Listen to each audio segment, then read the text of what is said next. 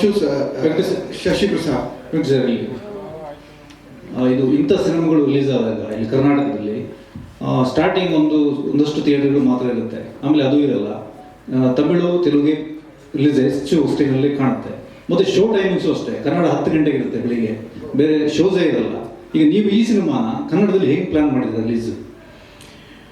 ಕನ್ನಡದಲ್ಲಿ ಮಾತ್ರ ಅಲ್ಲ, ಇದೆ ಎಲ್ಲ ಭಾಷೆಯಲ್ಲೂ ರಿಲೀಸ್ ಆಗುತ್ತೆ ಇಲ್ಲಿ. ಅಲ್ಲ, ಕನ್ನಡ ನಾನು ಕೇಳ್ತಾ ಇದ್ದೀನಿ, ಎಷ್ಟು ಶೋಸ್ ಇರುತ್ತೆ, ಹೆಂಗೆ ಥಿಯೇಟರ್ ಪ್ಲ್ಯಾನ್ ಮಾಡಿದ್ದೀರಾ ಅಂತ. ಇಟ್ಸ್ ಟೂ ಅರ್ಲಿ ಅಲ್ವಾ ನಮ್ಮ ಈ ಸಿನಿಮಾಗೂ ಅದೇ ಥರ ಅನ್ಯಾಯ ಆಗುತ್ತಾ ಕನ್ನಡದಲ್ಲಿ ಅಂತ, ಅಥವಾ ನೀವು ಪ್ಲ್ಯಾನ್ ಮಾಡಿದ್ದೀರಾ ಹಂಗಾಗಬಾರದು ಅಂತ? ನಿಮ್ಗೆ ಚೆನ್ನಾಗಿ ಗೊತ್ತು ಈ ಪ್ರಶ್ನೆಗೆ ಉತ್ತರ ಏನು ಸಿಗುತ್ತೆ ಅಂತ. ಡಿಸ್ಟ್ರಿಬ್ಯೂಟರ್ ಯಾರು ಇರ್ತಾರೆ ಡಿಪೆಂಡ್ಸ್ ಆನ್ ದಟ್. ಯಾರು ಆ ಕೆಪಾಸಿಟಿ ಇರುತ್ತೆ, ಡಿಸ್ಟ್ರಿಬ್ಯೂಷನ್ ಹೋಲ್ಡ್ ಮಾಡೋ ಕೆಪಾಸಿಟಿ, ಥಿಯೇಟರ್ನ ಪ್ರೊಕ್ಯೂರ್ ಮಾಡೋವಂಥ ಕೆಪಾಸಿಟಿ ಆಗಿರುತ್ತೆ, ಅವರು ಈ ಒಂದು ಹೋರಾಟ ಇವತ್ತಲ್ಲ, ಡಾಕ್ಟರ್ ರಾಜ್ಕುಮಾರ್ ಅವರು ಇದ್ದ ಕಾಲದಿಂದನೂ ಈ ಚಿತ್ರಮಂದಿರಗಳ ಕೊರತೆ ಆಗ್ಬೋದು ಅಥವಾ ಶೋಗಳನ್ನ ನಾವು ರಿಟೈನ್ ಮಾಡೋದಾಗಲಿ ನಾವು ಇವತ್ತಿಗೂ ಫೈಟ್ ಮಾಡ್ತಾ ಇದ್ದೀವಿ. ಅವರು ಇನ್ಕ್ಲೂಡಿಂಗ್ ನನ್ನ ಕಾಟೇರ ಆಗ್ಬೋದು, ಕರ್ನಾಟಕ ದಮನಕ ಆಗ್ಬೋದು, ಎಲ್ಲ ಚಿತ್ರಗಳಿಗೂ ಇದು ಇದ್ದಿದ್ದೆ. ಸೊ ಇದನ್ನ ನನಗೆ ಹೊಸ್ತಲ್ಲ ಇದು. ಬಟ್ ನಿಮಗೆ ಗೊತ್ತು, ಒಬ್ಬ ದೊಡ್ಡ ಡಿಸ್ಟ್ರಿಬ್ಯೂಟರ್ ಆಗ್ಬೋದು ಇಲ್ಲ ದೊಡ್ಡ ಪ್ರೊಡ್ಯೂಸರ್ ಆದಮೇಲೆ ಅದು ಆಟೋಮೆಟಿಕ್ ಒಂದು ರೆಡ್ ಕಾರ್ಪೆಟ್ ಇದ್ದೇ ಇರ್ತದೆ. ಅಷ್ಟು ಥಿಯೇಟರ್ಗಳು ಅಷ್ಟು ಶೋಗಳು ನಮಗೆ ಅಂತ ಇಟ್ಬಿಡ್ತಾರೆ ಅದನ್ನು.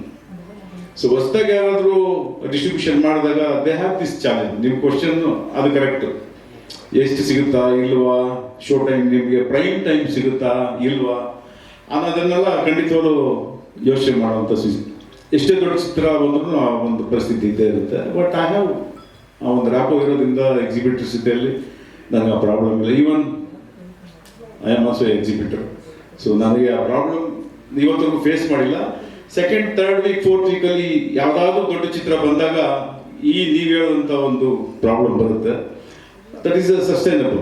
ಶೋಸ್ ಚೆನ್ನಾಗಿ ಹೋಗ್ತಾ ಇದ್ದಾಗ they will not disturb. So that's what ನಾನು ಫೇಸ್ ಮಾಡಿದ್ದು. ಈ ಚಿತ್ರಕ್ಕೂ ಆ ಹೋಲ್ಡ್ ಮಾಡೋ ಕೆಪಾಸಿಟಿ ನನಗಿದೆ ಅಂತ ನಾನು ಅಂದ್ಕೊಂಡಿದ್ದೀನಿ. Vishnu sir, thank you. Vishnu sir, since just finish. Sir, we all know the bond Mohan Babu sir and Ambarish share. It's like the thing is, since you talked about that your journey started in 2015, had you ever shared your idea or concept with Ambarish sir? And like if you were, you also said that both Vishnu sir and Ambarish sir, would you cast them, like, you know, just curious, what would you cast them? Like, you know, had any thought of back then? You would have to see the movie to know what I would have cast him. But I off my head, there are a couple of characters which I would have loved to put Amrish Uncle in. But see, even this character which Sharat Uncle had played, or for the matter of fact, Mr. Mohanlal or Mr. Prabhas or Mr. Mr. Akshay Kumar, or for the matter of fact, even a legend like Mr. Prabhudeva, they all agreed to do this movie only because of my father. There's no other thing. It's out of respect and love they have towards my father, they all agreed to do this. Otherwise, they needn't do it at this stage in their life and career. They needn't do the roles what they've done in this movie. And I'm grateful and indebted to them. And for Amrish Uncle did have an idea that this movie I was doing, Vishnu Uncle had passed away by the time, but Amrish Uncle did have an idea that I was working on the script. Sir ರಘುಲೇನ್ sir, ನಿಮಗೆ ಮತ್ತೆ ನಮ್ಮ ನವೀನ್ ಕೇಳಿದ ಪ್ರಶ್ನೆಗೆ continue ಆಗಿ, ಈಗ ಕನ್ನಡದಲ್ಲಿ dub ಮಾಡ್ತಾರೆ, 5 ಭಾಷೆಯಲ್ಲಿ ಬಂದರೆ ಎಲ್ಲ ಭಾಷೆಯಲ್ಲೂ ಬಿಡ್ತೀವಿ ಅಂತ ಹೇಳಿದ್ರೆ, ಅದೇ ಟೈಮ್ಗೆ ನಮ್ಮ ಕನ್ನಡ ಸಿನಿಮಾಗಳು ವಾರಕ್ಕೆ 6-7 ಸಿನಿಮಾಗಳು ಬಿಡುಗಡೆ ಆಗ್ತಾಯಿದೆ. ಈ ಸಿನಿಮಾಗಳು 5 ಲ್ಯಾಂಗ್ವೇಜು ಕೂಡ ಎಲ್ಲ ಥಿಯೇಟ್ರನ್ನ ಅಕ್ವೈರ್ ಮಾಡ್ಕೊಂಡಾಗ ನಮ್ಮ ಸಿನಿಮಾಗಳಿಗೆ ಭಾಳ ಕಷ್ಟ ಆಗ್ತದೆ. ಕನ್ನಡ ಸಿನಿಮಾಗಳಿಗೆ ಕನ್ನಡ ನಿರ್ಮಾಪಕರು ಗೊತ್ತು ನಿಮಗೆ ಸ್ಥಿತಿ ಏನಾಗಿದೆ ಅಂದ್ಬಿಟ್ಟು. ಇಂಥ ಸ್ಥಿತಿನಲ್ಲಿ ನೀವು ಒಬ್ಬ ನಿರ್ಮಾಪಕನಾಗಿ ಒಬ್ಬ ಡಿಸ್ಟ್ರಿಬ್ಯೂಟರ್ ಆಗಿ ಏನು ಹೇಳ್ತೀವಿ? ಈ ಪ್ರಶ್ನೆಗೆ ನಾನು ಎಕ್ಸಿಬಿಟರ್ ಆಗಿ ಆನ್ಸರ್ ಮಾಡ್ತೀನಿ. ಡಿಸ್ಟ್ರಿಬ್ಯೂಟರ್ ಆಗಿ ಮಾತಾಡಲ್ಲ, ಇಲ್ಲ ಪ್ರೊಡ್ಯೂಸರ್ ಆಗಿ ಮಾತಾಡಲ್ಲ. ಕನ್ನಡ ಚಿತ್ರಗಳು ಬಂದಾಗ ನಾನೊಬ್ಬ ಕನ್ನಡ ನಿರ್ಮಾಪಕನಾಗಿ,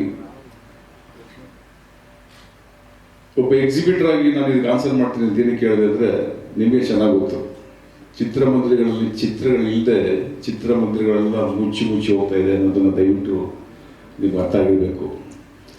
ಇಂಥ ಚಿತ್ರಗಳು ಬಂದಾಗ ಚಿತ್ರಮಂದಿರಗಳು ಮುಚ್ಚಿರೋ ಚಿತ್ರಮಂದಿರಗಳನ್ನು ತೆರೆದಿದ್ದಾರೆ.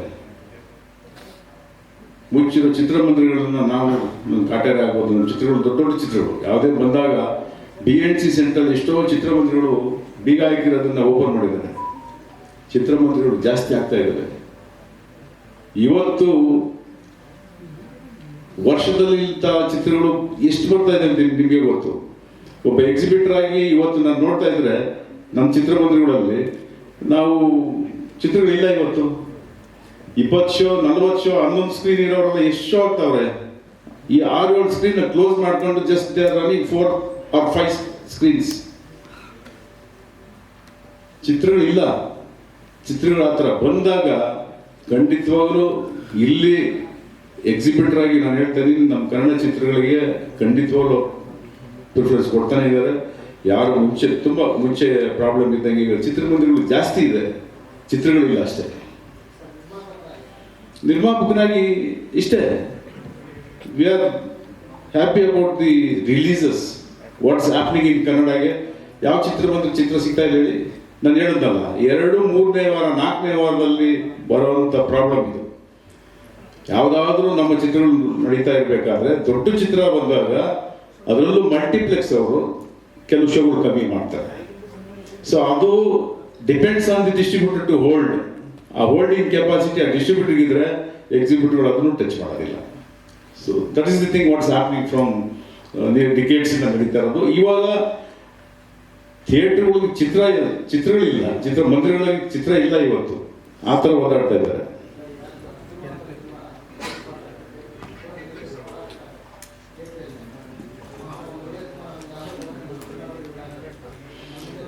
ಎಲ್ಲೋ ಒಂದು ಕಡೆ, ಎಲ್ಲೋ ಒಂದು ಜಾಗದಲ್ಲಿ ಈ ತರ ಒಂದು ಸಮಸ್ಯೆ ಬಂದಾಗ ಅದೇ ಥಿಯೇಟರ್ ಬೇಕು ನನಗೆ ಅಂದಾಗಲೇ ಈ ತರ ಸಮಸ್ಯೆ ಬರುತ್ತೆ. ಅರ್ಥ ಆಯ್ತಲ್ಲ? ಆ ಚಿಕ್ಕ ಒಂದು ಊರಲ್ಲಿ 3-4 ಥಿಯೇಟರ್ ಇದ್ದಾಗ ನಾನು ಬಸ್ ಸ್ಟ್ಯಾಂಡ್ ಪಕ್ಕದಲ್ಲಿ ಇರೋದು ಅದೇ ಥಿಯೇಟರ್ ಬೇಕು ನನಗೆ, ಅದು ಚೆನ್ನಾಗಿ ಹೋಗ್ತದೆ, ಕಿತಾಕ್ಬಿಟ್ಟು ಮಾಡಿಕೊಡು ಅಂದ್ರೆ ಆ ಎಕ್ಸಿಬ್ಯೂಟಿವ್ ಪ್ರಾಬ್ಲಮ್ ಆಗುತ್ತೆ.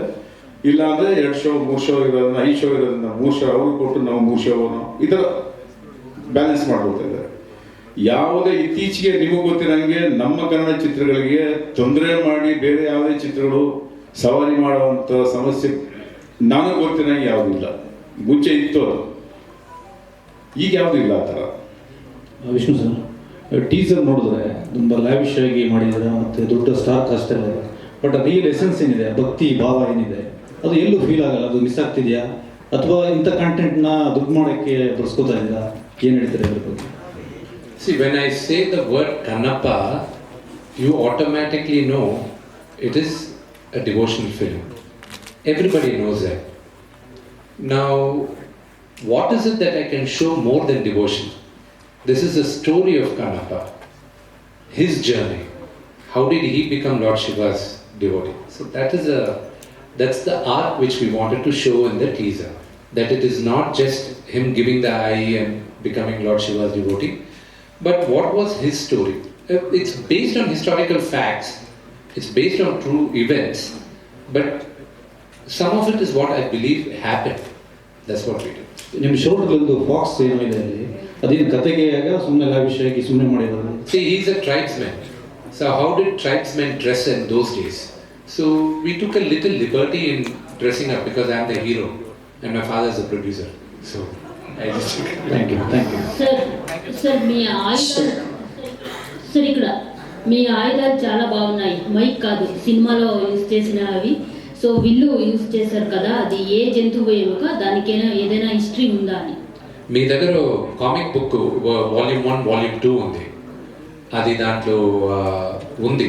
దాని బో కన్నప్ప బో దేంతో చేశారు ఏంటని. And that was crafted by his father, Kannappa's father, Nadanathan. They are running out of time. ಎರಡೇ ಕ್ವಶನ್ಸ್ ಇದೆ. ಕನ್ನಡ ನಾಡಿಗೆ ಬಂದು ಕರ್ನಾಟಕದಲ್ಲಿ ಮಾತನಾಡುವಂತ ಪ್ರಯತ್ನವನ್ನ ಪಟ್ಟಿದ್ದೀರಾ. ಅದೇ ರೀತಿ ಕನ್ನಡ ವರ್ಷನ್ ಅಲ್ಲಿ ನಿಮ್ಮ ಮತ್ತೆ ಮೋಹನ್ ಬಾಬು ಸರ್ ವಾಯ್ಸ್ ಇರುತ್ತಾ ಅಂತ? We did try father's voice in his own dubbing. We did try. That's what he's asking. That's what we tried dubbing father's voice, But this is the 50th year of father as an actor. He did try. We are working on other models. How do we? Because his voice is. Sharath uncle helped a lot in. He volunteered. Doing it in Tamil to oversee whether we get the nuances in Tamil.